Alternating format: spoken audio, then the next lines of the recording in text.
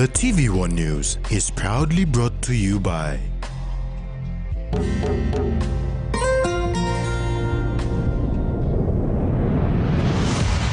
BSP, our bank, our people.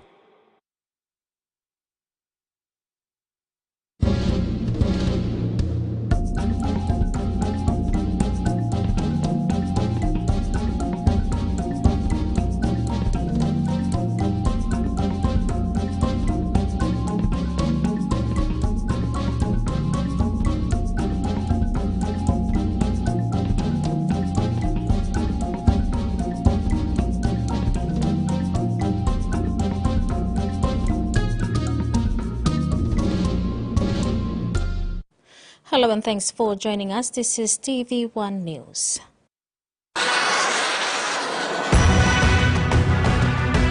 In this edition, India supports Cultural Commission with funding, farmers gets riverine fishing training, and Fiji take revenge in four-nation opener. The Kumul Training Institute held its 55th graduation at its main campus in Port Moresby on Friday, November 4th. About 62 graduated in flying colours. KTI is now looking to the Department of Higher Education, Research, Science and Technology to recognise them as a tertiary institution. Kumul Training Institute is fully equipped and ready to take students' enrollment in diploma in primary teaching, business, aircraft maintenance and information technology. Director for Kumul Training Institute, Max Curry, said that the institution has applied to be recognized and registered under the Department of Higher Education, Research, Science and Technology. So we are working with the desk all along, day in, day out, to ensure that we are compliant with the directives that are given. And we are promised that we will take Kumul Training Institute to next level, providing all other resources that are necessary so that it can be competently trained Papua New Guineans and the national government through DEST. The program and reports had been sent to the board for screening to ensure the institution's program had aligned with the other universities and institutions. He stated that the institution had come a long way providing training since 2007. Our programs ranging from business courses, you name it, business courses, accounting, banking and finance, sales and marketing, tourism, hospitality, human resource, administration, ports and shipping, freight forwarding, inclusive of our IT programs, computing and ICT, information technology communication, and other business programs. Additionally, we also take into consideration of our next most important program that KTI offers is TVET programs. Meantime, KTI held its 55th graduation ceremony at the main campus in Port Moresby. Last Friday, November the 4th, more than 60 students graduated with flying colors. The institution is in support of the government's initiative of private partnership, and both can participate in committing resources to train PNG in the human resource development. Jasmine Nero, TVWAN News. The National Cultural Commission has been recognized for its efforts to deliver cultural services with a boost of $50,000 donation by the Indian High Commission in Port Moresby. Indian High Commissioner to Papua New Guinea presented a cheque of over 170,000 kina to the Minister for Tourism, Arts and Culture, Izzy Henry Leonard, on behalf of NCC. The Indian High Commission in PNG has presented the National Cultural Commission with over 170,000 kina to the delivery of cultural services. Minister for Tourism, Arts and Culture, E.C. Henry Leonard, thanked the people and government of India. He said the donation must be seen as a challenge to the NCC to enhance its efforts in delivering cultural services to Papua New Guineans. He said the assistance will primarily be used to purchase information technology equipment to install a database system at the NCC head office in Port Moresby. IT company Digitech will maintain the system for 3 years. The IT equipment includes 24 desktop computers, 20 laptops, 4 printers and a tower server. It would boost staff morale and improve service delivery. So this aid definitely will enhance performance, storage of our information, cultural information, storage of our music, our traditional music, our contemporary music, storage of anything that is of cultural value and significance to transform this country. This gesture first allow me to convey to the government and the people of India my sincerest appreciation and a huge thank you for this assistance. Indian High Commissioner to PNG Sri Imbasaka Sundaramurthy said India as an ancient civilization is always willing to assist and support others, including a nation like Papua New Guinea, which is so diverse in culture and people. See, you see, India is still a developing country. It has more than 200 or 300 million population who are quite poor, feeding on just 2 or 3 meals a day. But still, we have the heart to help our brothers. Carol Kidu Jr., TV1 News. PNG's international reggae sensation Anselm Nakikus received support from the National Cultural Commission before he travelled to perform at the International Independent Music Festival in India. Anselm was invited by the Department of Tourism in Kerala, India, where he will be sharing the stage with 18 musical artists from 7 countries. A cheque of 5,000 kina was presented to reggae sensation singer-songwriter Anselm Nakikus by Minister for Tourism, Arts and Culture Isi Henry Leonard to participate at the International Independent Music Festival at the Kerala Arts and Craft Village in India. The minister vowed to secure more funding support for Anselm. I'd like to say that the Tourism Promotion Authority will also give support to Mr. Anselm Nakikus. My ministry will support his travel. Yes, indeed, he will be performing there. But I think this is now we're at the crossroad where we will now share our culture. We will now appreciate one another through our culture, our dance, our song and our music. Anselm was thankful for the support and promised to represent PNG well at the music festival and assured to promote the country's diverse cultural heritage through his music and presentations. It's now trending overseas for governments and their departments to embark on music tourism, where music festivals are set up to promote tourist destinations while at the same time promote art and culture. Of course, I will be promoting Papua New Guinea in doing so. Anselm was invited by the Department of Tourism in Kerala, India, where he will be sharing the stage with 18 musical artists from 7 countries including USA, UK, India, Singapore, Malaysia and Italy. Carol Kidu Jr., TV1 News. This is TV1 News. After the break, Language Gospel Festival in POM and Leslie Alu Building opened.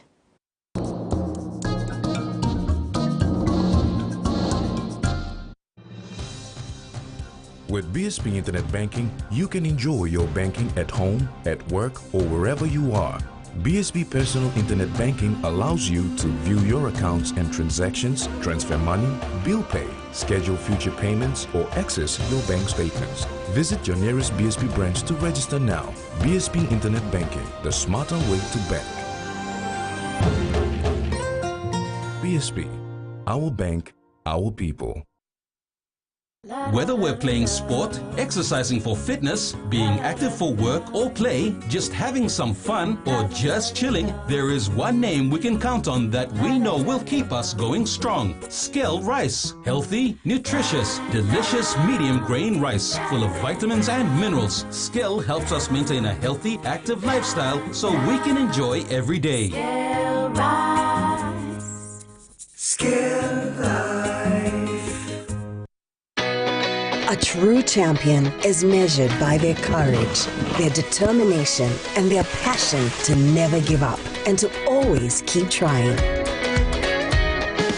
With a delicious Milo in milk taste and added nutrients, Milo in milk is a great way to fuel our little champions with nourishing energy every day. Because true champions give it their all. Milo, PNG and Mia. Find PNG made. Open net.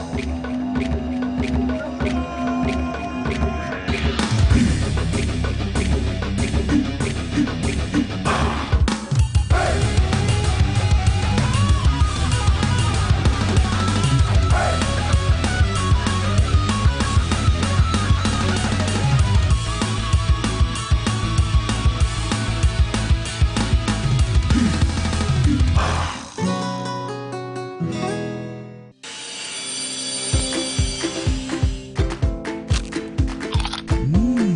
right across the nation.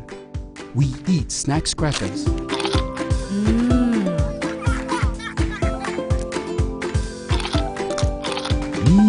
Emi trupla. All get a young planalapun, only like him snacks crackers. Only make him here, no PNG, one-time lay biscuit company. It's crunchy and tasty. It's irresistible.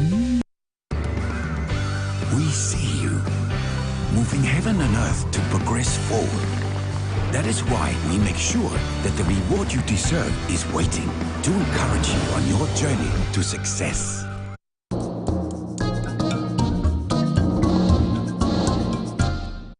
Welcome back. The PNG Bible Translation Association for the very first time hosted a language gospel festival in Port Moresby to raise funds towards the starting of 20 new Bible translation programs in the next 5 years. The BTA used this platform to spread the word on the importance of our language and how PNG is slowly losing some of its languages. The PNG Bible Translation Association for the first time hosted a language gospel festival to raise funds towards the starting of 20 new Bible translation programs in the next 5 years. Papua New Guinea is known for its vast languages of about 876. BTA used this platform to also spread the word on the importance of our language and how PNG is slowly losing some of its languages due to the Western influence. Executive Director for the PNG BTA, Tony Kotauga, said that about 8 years ago, the conversation on raising funds was made following a corporate dinner in 2019. This was the second major event by BTA to raise funds. PNG is host to 12% of the world languages, around 876. And that's how we decided to come about with the Language Gospel Festival. We decided to invite 20 of those groups to come, and on this platform, we were able to give them the opportunity to present 2 items and invited corporate houses to sponsor those items so that the funding goes towards the work of Bible translation, especially our plans to start 20 new language projects the next 5 years, which we're going to start some of them next year. And this is the platform we're giving to Papua New Guineans to be able to do that. Lead vocalist of P2UIF band, Pastor Peter Bogembo, shared that PNG is slowly losing its languages. I want to encourage Papua New Guineans, please help BTA Bible Translation Association wherever you are. You may not stand and preach the gospel, but you can put your money down where your languages can be translated into a Bible and your language can be preserved that way. Thank you. The PNG BTA is a faith-based non-profit organization committed to serving language communities within PNG as they build capacity for sustainable language development. BTA provides access to 261 translations in the Holy Bible. Jasmine Ero, TVWAN News. The EU's trade program held trainings that saw 307 local fish farmers in the rural Sepik River community equipped with knowledge and skills in riverine fishing and agribusiness, as well as addressing gender-based violence. The FAO-led program conducted 15 days of intensive training in 3 separate locations of East Sepik province. EU's trade program led by FAO held trainings on enhancement of capacity in PNG fisher groups recently, including women folks in fishing and agribusiness. The trainings, which comprise mainly theory and practical sessions, were to ensure participants are well equipped with technical know-how and skills, which started in Chambry Lakes area of Wasaragawi district with fishers from 10 wards and continued on to Murik Lakes and areas in Angoram district. To ensure gender and youth participation was an important focus of this rural agriculture development program. Villagers were also sensitized on the importance of mainstreaming gender perspectives in value chains, particularly the critical roles, responsibilities and untapped potentials of women in agri-rural communities. This was also on root causes of GBV and its mitigation through inclusion at all nodes. The sessions on riverine fishing covered the biology and life cycle of fish using tilapia as a case study, gillnet application and maintenance, net mending, rope works for different knots for different riverine activities applications, general maintenance of boat engines, and processing of fresh fish on boat. In support and strengthening of MSMEs in the fisheries value chain, Executives of Chambry Lake Fisheries Cooperative were also sensitized on the need for youth and women to engage in business group management. They learned the importance of women's participation in group decision-making, how to organize into cohesive community, such as youth councils and women's groups, thereby enabling women and youth to engage and benefit equally from fisheries activities supported under the program. The FAO-led EU Strait program in PNG, in collaboration with the National Fisheries Authority and provincial divisions of fisheries and agriculture, provides support to sustainably increase productivity and profitability of fish while also contributing significantly to food security and nutrition at the household level. Carol Kidu Jr., TVWAN News. Livestock Development Corporation Managing Director Terry Coim is adamant to continue developing and rehabilitating the livestock industry in Papua New Guinea. Speaking at a recent press conference at Medang's Salagao Cattle Station, Coim said the focus with the livestock industry now is changing the direction of LDC to that of rehabilitation, growth and progress. The MD said this is dependent on how it is managed and driven. He said LDC is now in tune with the government's focus to reclaim all state-owned assets and ensure development is not hindered. The National Capital District Commission officially opened the Leslie Alu building at 4 Mile in Port Moresby today. The building will house the engineering department of the National Capital District Commission.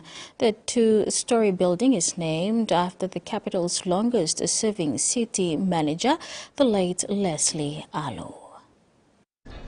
The engineering department of the National Capital District officially opened its two-story building today at 4 Mile. The Alu building is hereby open. The building, which is 2,900 square meters, is a replica of the City Hall, the annex, built at a cost of 20 million kina. The grand opening was witnessed by the family of the late Leslie Alu, the longest-serving city manager. Late Alu served at the commission for 3 consecutive terms, culminating in 33 years. It's also fitting for the engineers to continue the legacy that he has lived, and I think it's because of all of you have done this happen together, so it was a team effort. And thank you to the governor, the city manager and his management, the staff of NCDC for honoring this building under his name. And from the Alu family, we are so happy. Governor Powes Parkop said the brand new office should be more than an incentive for the employees of NCDC to perform for a better, amazing Port Moresby. All the departments, division of the commission, they now are going to be housed in modern, well-developed, hopefully to well-functioning building. And that's a great achievement for the commission and the city, and I thank each and every one of you from the outset for making this effort to come. Governor Parkop said the top floor of the building will be used as the main control room for traffic management. And that ends the news segment. Sports is next. Stay tuned.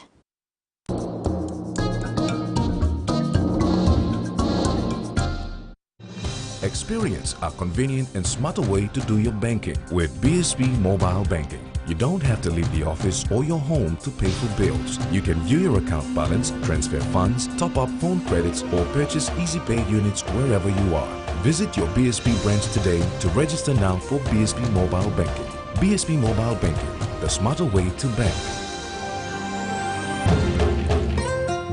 BSB, our bank, our people.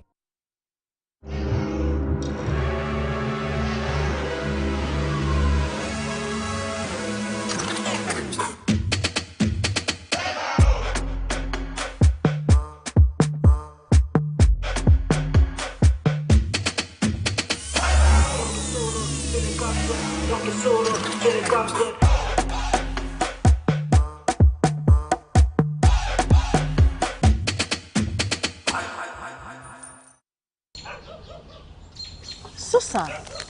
from something. And Sunshine Nutri-Strong. And new blue packet Sunshine milk. Ah, Sunshine got new blue packet milk. Yes, and good walking coffee, tea, na baking scone too. Sunshine Nutri-Strong. And scale or making Milo or milk belong all picking long drink too. Nice, yeah. And now Sunshine Nutri-Strong. And we got vitamins and minerals too. Sunshine Nutri-Strong, the new nutritious milk from Sunshine. You got that smile, oh, it lightens up the street for a mile. 'Cause being down doesn't suit your style. Hold your head up, 'cause love will keep on going strong. And then smile, it's a given when everything seems lost. Don't try. When you're spending time with family, when you've got a big day ahead, when you have given it all you've got, when you're putting on a feast, that's when you want the best. That's when you want flame rice. New flame rice. Win him, Olgeta.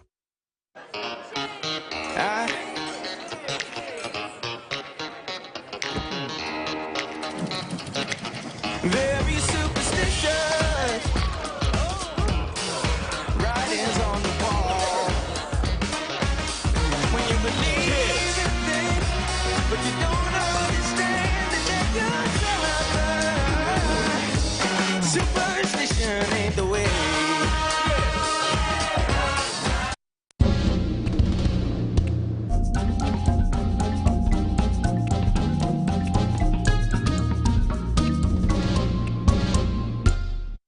Welcome back.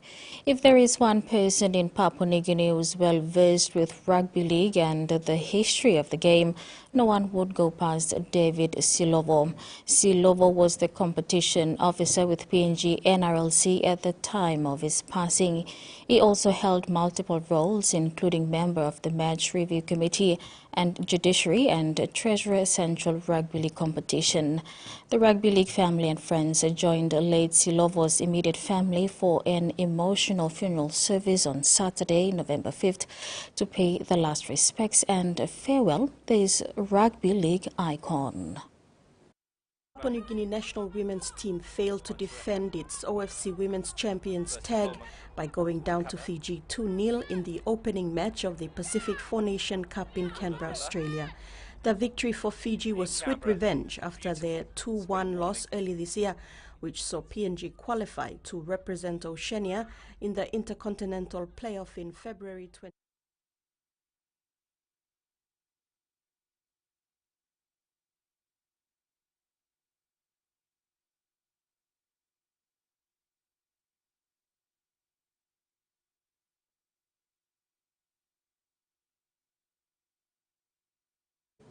We apologize. We'll take that story again. If there is one person in Papua New Guinea who's well versed with rugby league and the history of the game, no one would go past David Silovo. Silovo was the competition officer with PNG NRLC at the time of his passing. He also held multiple roles, including member of the Match Review Committee and Judiciary and the Treasurer Central Rugby League competition. The Rugby League family and friends joined late Silovo's immediate family for an emotional funeral service on Saturday, November 5th, to pay the last respects and farewell this Rugby League icon. David Silovo from Milo village of Abao District, Central Province, was born on the 22nd of December 1958. He passed away on Saturday, 29th October 2022, aged 64. David's rugby league journey and involvement with the game began back in the 1970s in Lae. His love and passion and knowledge of the game never waned until his sudden passing last week. Some called him the walking encyclopedia of rugby league. David played the game, held judiciary positions in various levels of the game, and one time a member of the Port Moresby Rugby League Board in 2007. He was a simple, down-to-earth man with an open-door policy. He religiously followed the local domestic competitions, identifying and keeping track of potential raw talents, most of whom have transcended to the elite level, such as Digicel Cup, Hunters, and the Kumul ranks during his tenure. The Rugby League family and friends joined late David's immediate family and relatives for an emotional funeral service which was held on Saturday, November 5, to pay their last respects and farewell this great Rugby League icon. Also in attendance were PNG NRLC manager Ora Gairo, former PNG Hunters Board Chairman Graham Hosman, Chairman of PRL Dr. James Naipau, and William Vagi Kerea from the Central Province Rugby League Association. Following the funeral service, the casket was taken on a final journey to the spiritual home of Rugby League and David's home away from home, the National Football Stadium, for his last lap of honour. The late David Silongo was later laid to rest at the 9 Mile Cemetery. Terry Longwood, TV1 Sports. Fiji has taken revenge on the Papua New Guinea women's national team with a 2-0 victory in the Pacific Four Nations Cup in Canberra, Australia on Tuesday. PNG is using this tournament as part of their preparations for the February 2023 playoff. The Papua New Guinea national women's team failed to defend its OFC Women's Champions tag by going down to Fiji 2-0 in the opening match of the Pacific Four Nation Cup in Canberra, Australia. The victory for Fiji was sweet revenge after their 2-1 loss early this year, which saw PNG qualify to represent Oceania in the Intercontinental Playoff in February 2023. The Four Nation Cup attracted the top 3 finishers in the OFC Women's Nation Cup in PNG, Fiji and the Solomon Islands. PNG is using this tournament as part of its preparations for the February 2023 playoff. PNG will now regroup and play Solomon Islands on Friday, November 11, and then against Australia's Young Matildas on Sunday, November 13. The Young Matildas beat Solomon Islands 2-1 in their opening match. The Four Nation tournament is the result of a partnership with the Australian government and the Australian Department of Foreign Affairs through Pacific Oz Sports. Salome Vincent, TV1 Sports. The main draw card of this year's Oceania Rugby Men's 15 Championship was the rematch of the 2019 Grand Final between PNG Pukpuks and the Solomon Islands Hunters, played last Sunday at the Sir Hubert Murray Stadium in Port Moresby. As expected, the rugby rivalry was a thriller, with Solomon Islands pushing PNG to the limit before going down by 4 points, 18-22, to retain the cup for the second consecutive time. After the contest, both captains gave their take on the game and thanked PNG RU and Oceania Rugby for bringing back the championship after a 3-year break due to COVID-19. We prepare for it. Our training was good, but unfortunately we don't have a lot. Game plans not come to our expect because of, the game situation may turn out in the way that we train along. But yeah, we should work on it to stand by for our next game. Going up against Solomon Island, we know it would be a tough game for us. So leading up to this match now, we prepared on this. We're working more on our defensive structure. Like in the last 10 minutes, our defense won us the game. Yeah. We thank PNG Rugby for hosting the Oceania Cup, and thank you for Oceania Rugby this year in making it a successful year to host this. And that wraps up the news tonight. Remember to apply the following simple measures to prevent transmission of the coronavirus. Regularly wash your hands with soap and water. Cough or sneeze into your elbow, and exercise social distancing. If you are feeling sick, please stay at home. You can also call the COVID-19 hotline number for more information or assistance. Viewing, bye for now.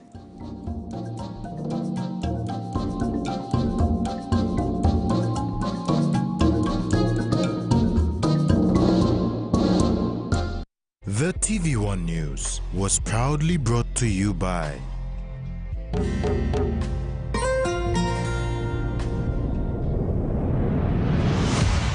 BSP, our bank, our people.